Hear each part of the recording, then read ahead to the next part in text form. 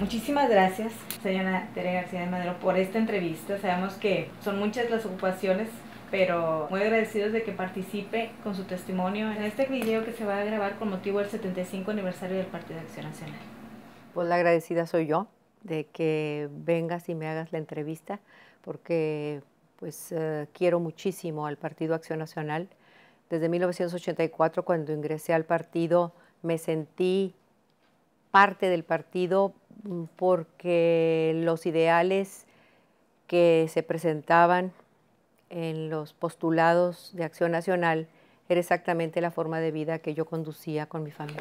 Exactamente, muchísimas gracias. Y sobre todo porque, bueno, su participación ha sido muy activa dentro del partido.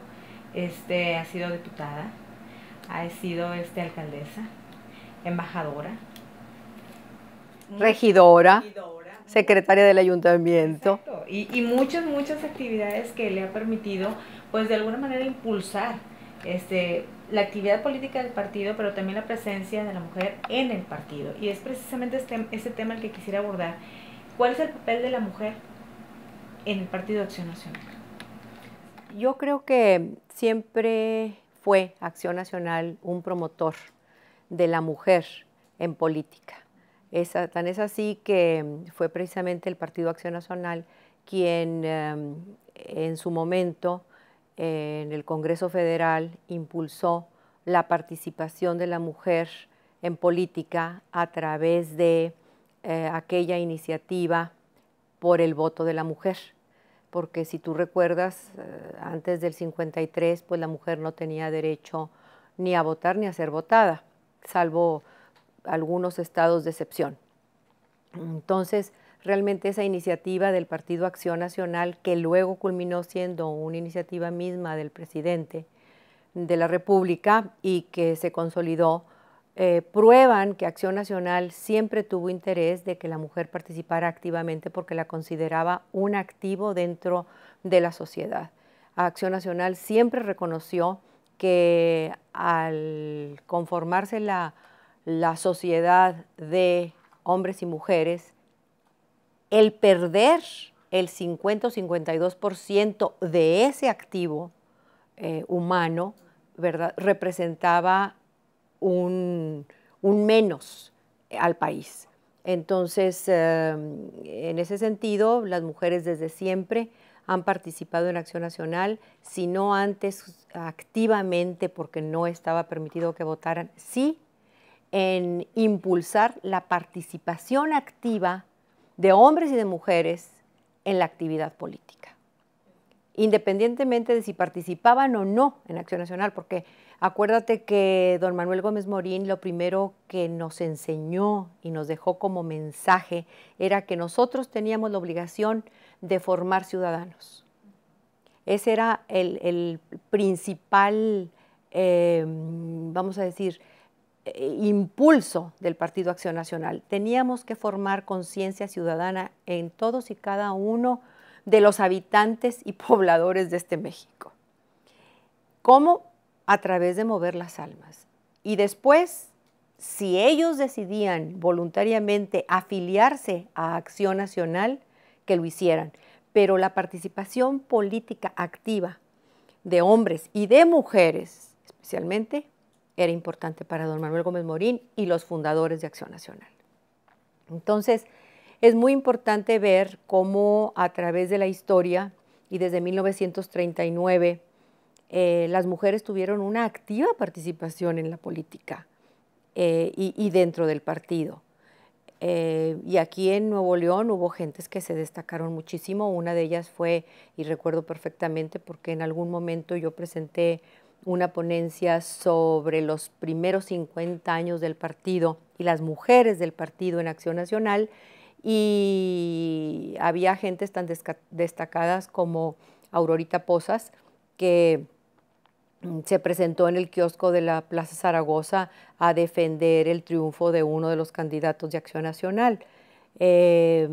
Militantes reales. Luego tenemos ya en la época moderna, que a mí me tocó vivir, pues a Chelo Botello, que fue una gran impulsora también de la participación femenina en Nuevo León. Y por supuesto estuvieron en ese momento la esposa de Pablo Emilio Madero, que también fue una gran impulsora, y Blanquita a nivel nacional, Blanquita Magresi, la esposa de Luis Álvarez, que otra gran impulsora, y muchas otras mujeres que sin identificarlas por nombre y apellido estuvieron promoviendo el voto, cuidando casillas, participando activamente. La primera diputada fue del estado de Chihuahua, cuando se iniciaba la participación de la mujer ya con el voto y con derecho a ser votada. Entonces, yo creo que Acción Nacional siempre ha estado abierto a la participación de las mujeres y ese ha sido un gran activo. A nosotros, creo yo, en esta época, yo me afilié en el 84, nos tocó la mejor parte. Cuando ya estaba perfectamente determinado que las mujeres teníamos un papel importante dentro de la política y que debíamos no solamente de participar, sino asegurar que se participara. Tiempo después de eso vino la participación forzosa de la mujer vía cambios en la legislación, las cuotas. Personalmente, lo tengo que decir, no estoy de acuerdo con las cuotas, aunque sé que son necesarias por ser una acción afirmativa. Sin embargo, no estoy de acuerdo con ellas. Y lo debo de decir, ¿por qué? Porque no necesariamente la inteligencia, la capacidad y el deseo de participar corresponde a un sexo o al otro. Esto es personal, independientemente de si eres hombre o eres mujer.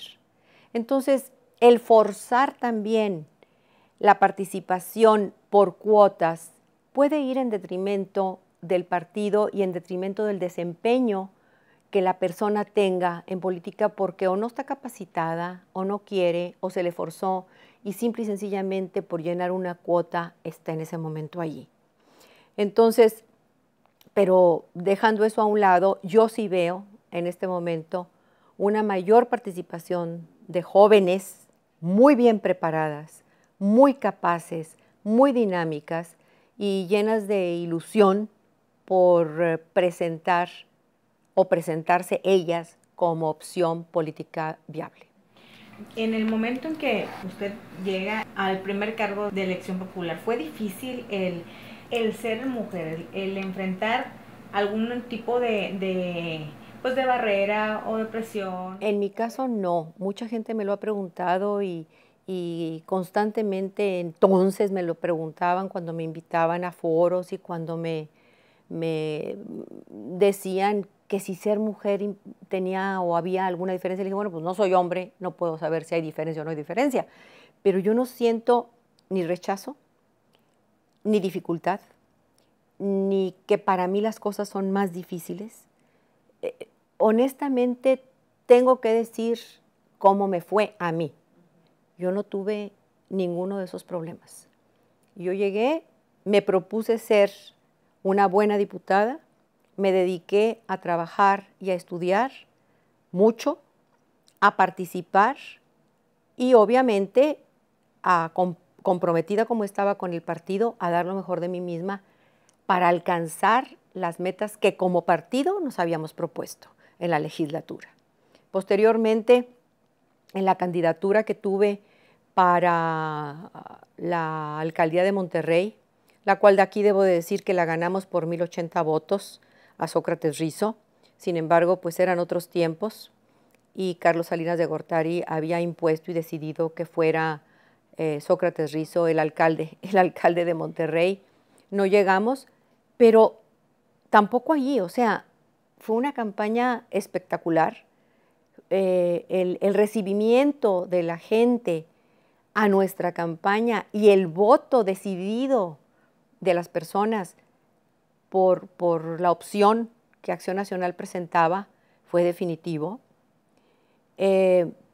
Luego, como miembro del ayuntamiento de Benjamín Clarion, en el cual participamos también dentro de la planilla de Gerardo Garzazada, que corrió para la alcaldía de Monterrey, Por el contrario, yo creo que hubo casos en que hicimos la diferencia y así nos fuimos moviendo dentro vamos a decir, de los puestos de elección popular y de designación también, porque después con el licenciado Fernando Margain, que me hizo el honor de invitarme como su secretaria de ayuntamiento, yo me sentí muy cómoda, muy tranquila de ayudar dentro de la administración del licenciado Margain, que también fue muy buena administración, y luego como alcaldesa y finalmente como embajadora. Pues todo eso yo creo que prueba, no yo, sino que las mujeres podemos. Y ha habido muchas diputadas. En el caso de del primer puesto de elección popular que tuve, yo sí puse una condición cuando se me invitó para ser candidata. El que fuera mi suplente, la señorita Concepción Guadalupe Garza, todo el mundo la conoce como Conchalupe Garza, porque para mí era la seguridad de que íbamos a ganar la elección. Conchalupe es un dínamo, es una mujer a la que no se le atora nada, además con una ascendencia panista desde sus orígenes, desde su abuelo, que en 1946 fue de los primeros diputados federales al Congreso de la Unión. Entonces, don Antonio L. Rodríguez. Entonces, con Conchalupe como parte de la fórmula, yo me sentía segura de que íbamos a ganar. Hicimos una campaña exhaustiva, hermosísima, a la par con la de Fernando Canales, que en 1985 fue candidato a gobernador. Entonces, había mucha gente, un entusiasmo maravilloso, y habíamos muchas mujeres. Yo te puedo decir que en esa campaña más del 70% la hicimos las mujeres, con Fernando Canales. Entonces, y la ganamos. De igual, la mismo que si no le tocó a él, pues es que eran otros tiempos, otra legislación, y era el antiguo PRI, que ya volvió, hay que decirlo. En fin, la mujer ha tenido una presencia siempre dentro del Partido Acción Nacional. Es invaluable lo que la mujer ha aportado al partido. Y ejemplos tan importantes como la señora Norma Zambrano. Bueno, Norma Villarreal Zambrano, Santa Catarina, ganarlo por primera vez Tere García de Sepúlveda. Eso fue en 1988, cuando Mauricio gana también San Pedro Garza García. Honestamente, y que yo pierdo, porque pues así fue, en Monterrey. Pero bueno, no importa, pero así es. O sea, éramos un equipazo y había muchas mujeres trabajando. Bueno, una Chela Martínez, todo el mundo se tiene que acordar de Chela Martínez, una gran líder dentro del Partido Acción Nacional, conocía a toda la gente de la colonia Independencia y de todas las colonias del centro. La gente se movía por ella. En otros tiempos estaba también la señorita, ahorita te digo, Zambrano, una mujer maravillosa que en todo momento estuvo dispuesta a apoyar económicamente y con entusiasmo todas las campañas. La esposa del doctor Guajardo, Jovita, otra mujer de entrega. En San Nicolás, la esposa de Luis J. Prieto, Iris, maravillosa mujer. Digo, ha habido mujeres que no han ocupado puestos públicos, ni de elección popular o de designación, pero que definitivamente hicieron posible que Acción Nacional llegara a donde llegó. ¿Por qué? Porque no solamente eran el soporte moral, sino el sustento de los hombres que estaban y trabajaban en Acción Nacional. Esto permitió, bueno, que poco a poco se incrementara el número de candidaturas, la presencia de ellas en las regidurías, incluso en las administraciones municipales. Se van ganando posiciones, se van obteniendo triunfos. Hay un avance real. Claro que hay un avance real. Mira, para darte más nombres, Susana Segovia, como presidenta del Comité Municipal de San Pedro, Alejandra Sada, como presidenta del Comité Municipal de San Pedro y candidata a puestos de elección popular, igual que Susana, que llegó a ser diputada.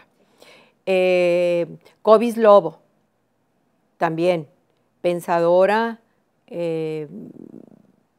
una mujer que hizo mucho dentro de la actividad política, de mucha lucha, muy frontal, muy consistente en sus creencias. Lili Chávez, al frente del Comité Municipal de San Pedro, también en varias ocasiones. Marilú Levy, también otra mujer de lucha. Verdaderamente, para donde voltees,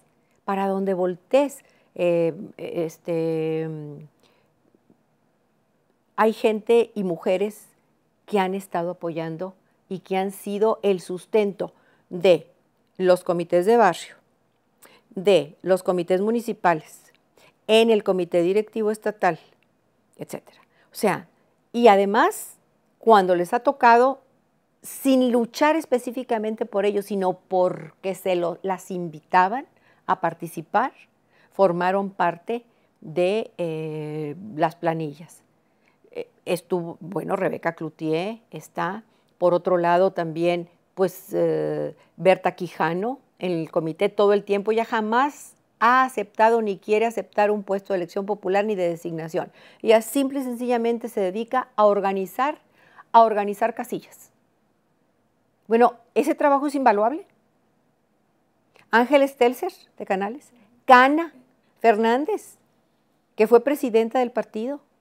Pues digo, todas estas mujeres con carácter, con visión, con la capacidad de servicio que tienen y con lo cual han querido apoyar al partido, pues hacen la gran diferencia. Y yo te puedo decir que de las que mencioné, absolutamente ninguna de ellas entró por ambición personal, de querer ser o figurar, sino simplemente de hacer un mejor México para todos los mexicanos, para ellas y sus familias. ¿Sería un empuje generacional o hace falta volver a la ideología o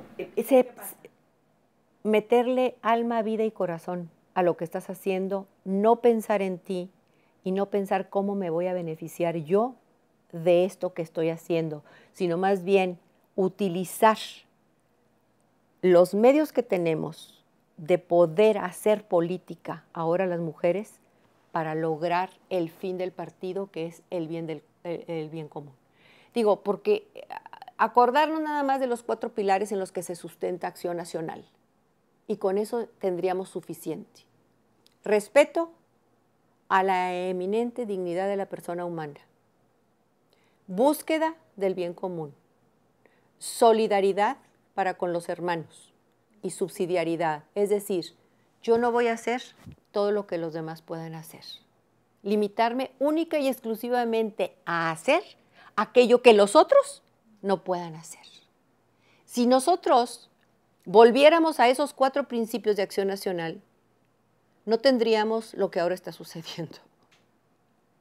O sea, el egoísmo pavoroso en el que lo único que importa es servirse del puesto público para llegar a ser yo aquella persona que se enriquezca a partir de un puesto de elección popular. Eso no existía.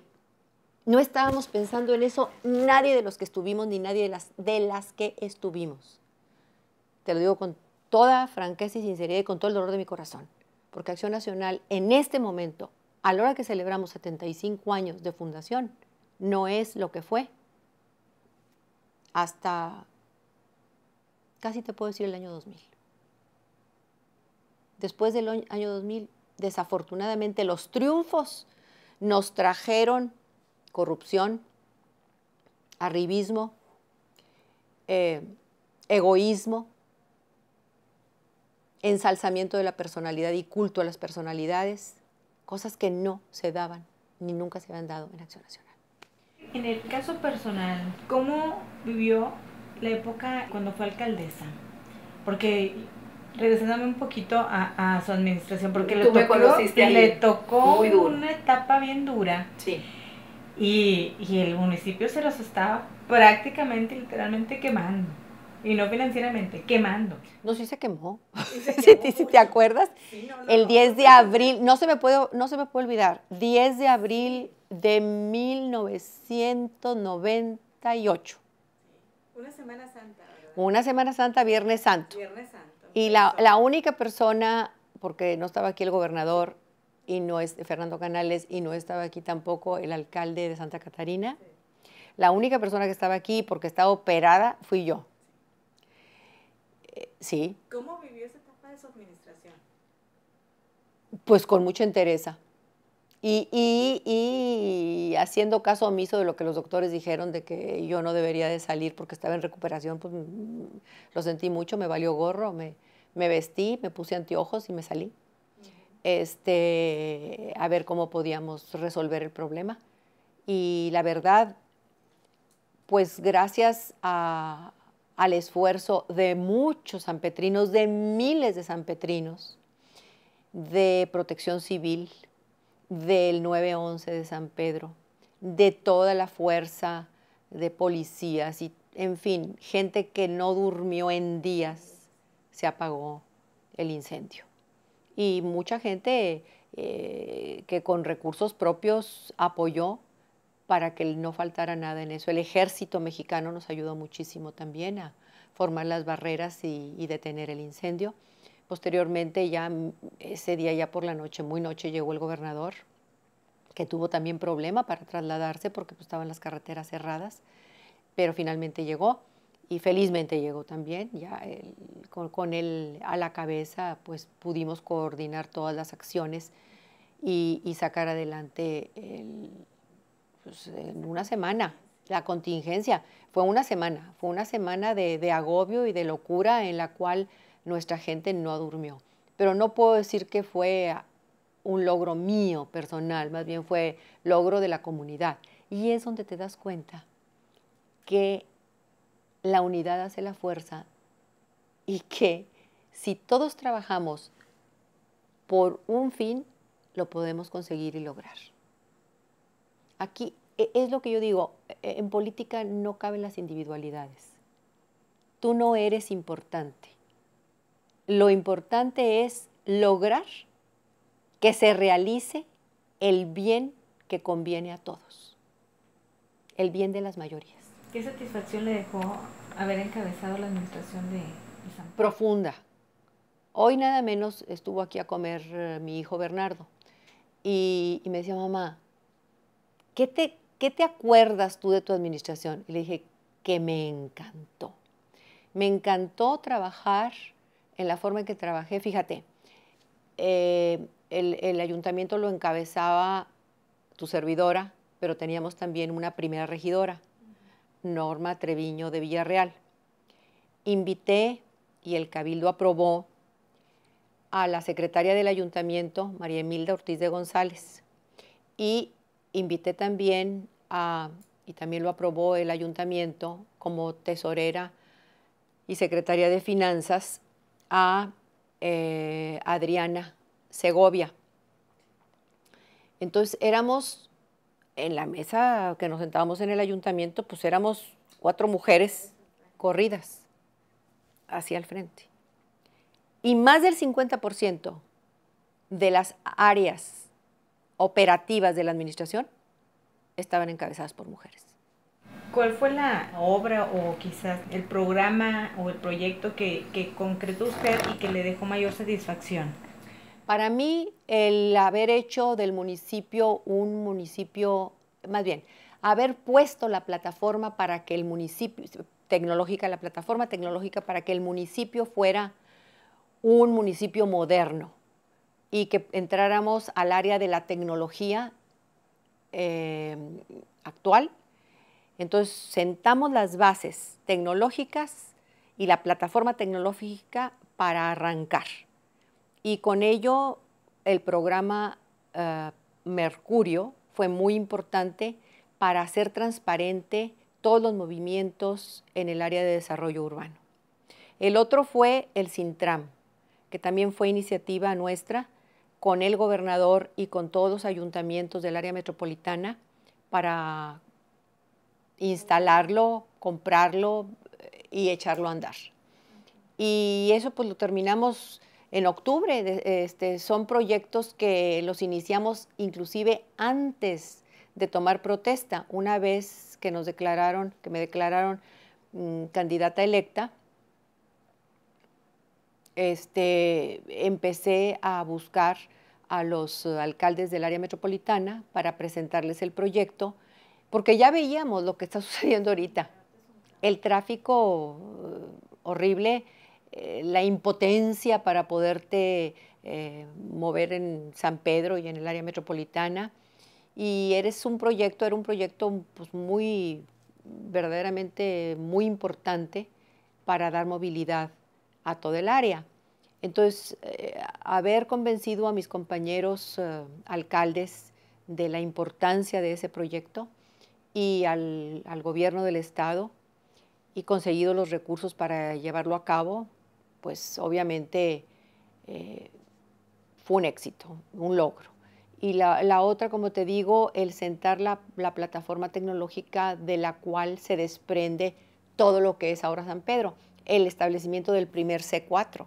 Ese lo hicimos en octubre, unas 2 semanas antes de terminar la gestión de la administración. El primer C4 que tuvimos lo hicimos nosotros. Ya como con ese concepto de... Ya con ese, nosotros nos empezamos, para decírtelo en corto, a mí no me permitían, Teléfonos de México, no permitía que San Pedro se enlazara al 066. Le hablé en ese momento al secretario de Gobernación, que era Diodoro Carrasco, y le dije lo que estaba sucediendo. Le dije, es que tú mañana o tu delegado viene a inaugurar la plataforma de seguridad que estamos poniendo porque lo estamos haciendo como ustedes lo diseñaron y para que San Pedro tenga la seguridad de tener acceso a esto. Y Teléfonos de México me dice que no está permitido que un municipio se enlace. En 20 minutos me habló Diodoro Carrasco y me dijo, ya está arreglado, San Pedro entra al 066. Al día siguiente inauguramos y todo se empezó a mover y entramos al 066. Eso fue justo antes de terminar la administración, en octubre del 2000. ¿Y de ahí se enlazaron los demás? Y pues yo ya no supe qué pasó porque yo me fui a Canadá. Ya no supe qué pasó. Pero nosotros dejamos la base de lo que es ahora el C4 de San Pedro. Y luego la otra cosa que me llena de orgullo es que conforme a las reformas que se hicieron al 15 constitucional en 97, sí, en 97, todos los municipios deberíamos de tener los valores catastrales actualizados para que en el 2000 estuviera al 100% el valor de la tierra actualizada y los municipios tuvieran capacidad de ser, en su mayoría, autosustentables. Pues fuimos los únicos que lo logramos. O sea, San Pedro, actualizamos los valores catastrales a través de la Junta Municipal Catastral, en la cual cada uno de los predios de San Pedro fue evaluado en lo particular para poderle asignar un valor correspondiente al mismo. Entonces, con eso, el Congreso nos aprobó los valores catastrales propuestos y tuvimos la posibilidad de, al salir de la administración, tener el 100% de los predios de San Pedro actualizados a valores reales y con ello hacer sustentable al municipio en cuanto a su gasto corriente. Cuando yo salí, el municipio de San Pedro Garza García no necesitaba recibir los ingresos que provenían de la federación ni del Estado, que eran las tenencias, para hacer su gasto corriente, para su gasto corriente. O sea, financieramente lo dejamos súper bien, le dejamos 70 millones de pesos en caja sin comprometer a la siguiente administración para que estuviera tranquilo y seguro de que podía iniciar inmediatamente trabajos y empezar a lucir desde el principio de la administración. Todo el gasto de fin de año que estaba comprometido lo dejamos también en las arcas. Y bueno, para mí eso, la transparencia con la que se manejó la administración y la forma en que todos y cada uno de los funcionarios públicos se desenvolvieron en ella, para mí fue pues un sentimiento muy importante y de gran orgullo. Y les estoy muy agradecida a todos y cada uno de ellos, porque como yo les dije en alguna ocasión a todos, dije, miren, yo no voy a poder estar en todas y cada una de las secretarías, ni al frente de cada una de las dependencias. Yo sé que yo puedo coordinar y encabezar un buen equipo, y por eso los invité a ustedes. Entonces, de ustedes depende. Si ustedes lucen, va a lucir la administración. Si ustedes realmente hacen el esfuerzo, esto va a salir adelante. Yo sola no voy a poder. Y es la verdad. Si uno no tiene equipo, pues difícilmente te puedes partir en pedacitos, ni tampoco nadie, ninguno de nosotros somos sabelotodos como para poder saber exactamente por dónde hacerle. Hay expertos en todos y cada una de las áreas. Y si tú no manejas las cosas, vamos a decir, con política, sino realmente como conviene, no tienes ningún problema. Y la otra era haber advertido y dicho a todos mis funcionarios que en San Pedro todo se manejaba conforme a la ley. Que a mí no me preguntaran cómo quería hacerle. Es decir, ¿qué dice la ley que debemos hacer? Así lo vamos a hacer. Entonces era muy fácil. 2, 3 veces me preguntaban, bueno, ¿qué hacemos? ¿Qué dice la ley? Y así lo hacíamos. Entonces era muy sencillo. Termina su administración y luego fue representante del país.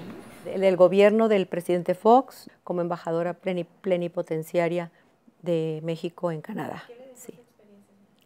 Extraordinaria experiencia también, sumamente interesante. Un puesto también en el que pues, fui designada políticamente. Todo el mundo sabe que yo no tengo la carrera del servicio exterior. Entonces, aunque lo primero que le pregunté al presidente Fox fue, ¿qué quieres que haga? Digo, ¿cuál va a ser mi misión allá? Y entonces me dijo, y muy acertadamente me dijo, mira, se ha promocionado muy bien a México en lo económico, hay inversiones canadienses interesantes en México. Obviamente hay que seguirlas promocionando porque necesitamos inversión extranjera directa en el país, acrecentarla, lo cual logramos. Pero lo más importante de todo es el aspecto político. Ahí ha habido poco trabajo. Y efectivamente. Entonces le dije, bueno, pues eso sí sé hacer. Hacer política sí sé. Entonces, si esa es la misión, y me mandas al país tan frío como Ottawa, digo, al país de Canadá en Ottawa, sí, pues eso sí sé hacer. Y yo creo que hubo muchas cosas a favor de mi gestión como embajadora. Una de ellas precisamente el cambio democrático que sufrió México en ese momento. Yo no puedo decir que todo fue hecho mío, no. Hay circunstancias que tú sabes que te benefician y hay circunstancias que tú sabes que te echan a perder un trabajo. En mi caso, las circunstancias me beneficiaron. Y el trabajo que se hizo por y para México en esos 6 años, 5 años realmente, 5 años que estuve yo en México, porque fue del 2001, en Canadá, que fue del 2001 al 2006, fueron de mucho provecho para México. Hubo inversiones muy importantes gestionadas por nosotros. Las últimas, por ejemplo, que se iniciaron con el presidente Fox, fueron las inversiones de Bombardier para poner las plantas de aviones en Querétaro.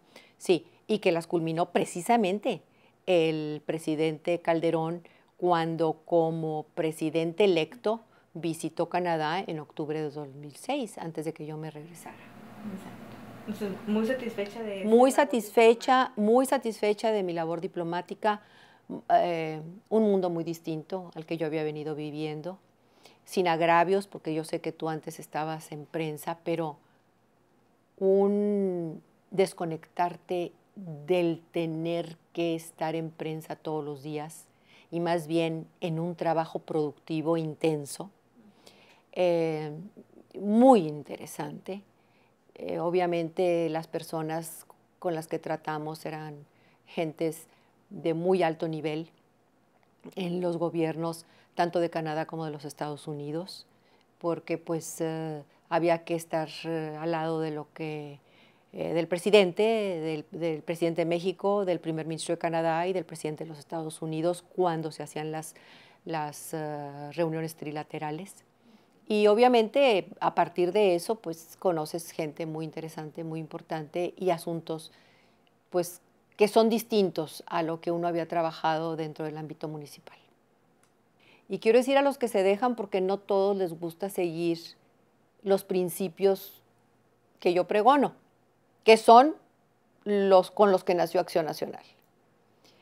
Mucha gente dice que esa ya no es la política actual. Y yo digo que la política sigue siendo la búsqueda del bien común y que en parte es una ciencia, pero en parte es un arte.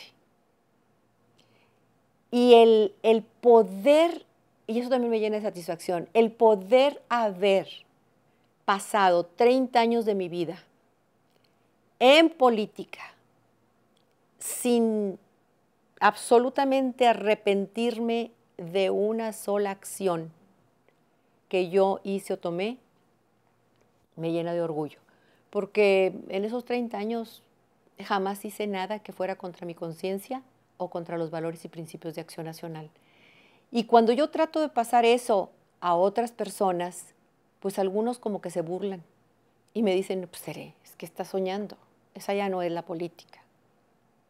Pues entonces le dije, pues yo estoy fuera, estoy out, definitivamente. Entonces pues digo, me da mucha tristeza decirlo, pero si 30 años para mí esto funcionó y antes de mí hubo otras generaciones, otros 40 años o 25 años de buena vibra y de política real, que es la política a la que yo entré, pues yo creo que los que están equivocados son otros. Habría que retomar un poquito, hacer una reflexión en esos 75 años, no sé. Mira, ya se han hecho muchas reflexiones. La cuestión es tener ganas y voluntad política de hacer las cosas bien, de verdaderamente retomar el espíritu del partido, de plantearnos otra vez si efectivamente queremos seguir siendo lo que Acción Nacional predicaba y pregonaba en sus inicios, o simplemente deja de ser Acción Nacional y hay que cambiarle el nombre al grupo con el que te estás moviendo en política. Pero eso no es Acción Nacional. Y ahorita se tiene un doble reto, ¿no? Al interior y al exterior, porque está un gobierno... Desafortunadamente creo que por muchos años vamos a hacer otra vez oposición. Porque quienes han tomado el poder han vuelto a los tiempos camaleónicos del PRI y desafortunadamente también veo que ha habido un retroceso en las legislaciones electorales, un retroceso grande. Lo que nosotros logramos, por ejemplo, como diputada, yo me siento muy orgullosa de haber logrado el que la denuncia que presentamos ante la OEA, los 4 diputados de oposición del Partido Acción Nacional en el Congreso de 1985 a 1988, tuviera el éxito tan rotundo que tuvo, que nos hubiera dado la razón a nosotros la Comisión Interamericana de Derechos Humanos y hubiera efectivamente dicho y sancionado que México estaba incumpliendo los derechos humanos por el simple hecho de haber promulgado una ley antidemocrática. Eso me lo dijo a mí el presidente Zedillo en algún momento, que estuvo en Canadá. Forzó al presidente Zedillo a enviar una legislación acorde a las legislaciones del mundo para que fuera México democrático en materia electoral. Entonces, él me dijo, México no podía permanecer como una isla, como estaba Rusia. Nosotros teníamos que legislar de acuerdo al momento en que estábamos viviendo. Y aún en contra de mi partido, envié yo aquella ley electoral al Congreso. Y se logró aquella reforma de 1996 que se aprobó a nivel federal y que luego los estados aprobaron y adecuaron sus leyes respecto a la federal. Fue una legislación verdaderamente de primer mundo. Las primeras credenciales electorales que salieron aquí eran la envidia de Canadá. Cuando yo llegué, quienes manejaban allá Elections Canada me lo dijeron. ¡Qué barbaridad! ¡Qué maravilla de legislación electoral tienen! Y qué maravilla de credenciales electorales tienen, identificaciones electorales tienen. Y resulta que luego, con la aprobación del PAN, se cambia esa ley electoral que verdaderamente había sido un éxito. Y ahora se vuelve a reformar la ley todavía para peor. Entonces, no sé, en esto de la política hay momentos frustrantes, de una frustración intensa y otros de gran satisfacción. En cuanto a mi actuación y la de muchos compañeros, que bueno, pues no tengo aquí la lista, pero podría mencionarlos, verdaderamente, yo me siento muy satisfecha y muy contenta. Yo he participado con mucha gente y te puedo decir que en política sí escoges el lado en el que quieres estar, porque yo pienso seguir transitando por ella sin enlodarme. Muchísimas gracias, señora. Gracias, encantada de estar con ustedes.